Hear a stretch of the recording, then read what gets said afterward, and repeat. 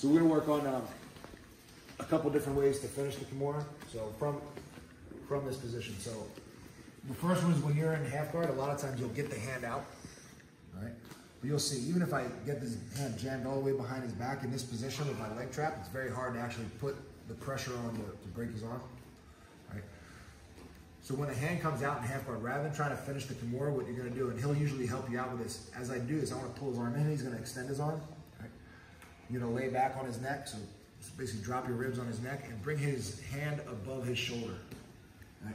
Once you get his hand above his shoulder, you'll feel how tight his arm gets, and then there's a little pressure down onto his wrist, you'll get the straight arm bar.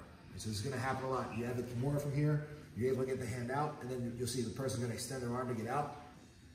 That'll help you bring it towards their head. Just try to get his hand above his shoulder. Keeping the Kimura, I'm gonna press down on his wrist and lift my left forearm up.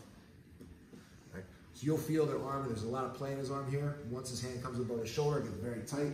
You wanna make sure that your elbow is close to his elbow, so you don't wanna be up here by the shoulder. You wanna be as close to his elbow as possible. Extend his arm, and make sure you just don't be afraid to like lean your weight on your partner's neck, like kind of squish their face, and then pressure down, all right? Let's just drill that a few times just to get a feel for it. So start here, bring the hand out. He's gonna extend the arm to free it, all right? Bring the hand above the shoulder, and then press towards the floor. Now you will see sometimes if he, turn your thumb down. He might turn his thumb down, it's gonna be a little bit awkward. Sometimes you actually have to grab his hand and rotate his thumb towards the ceiling to finish this.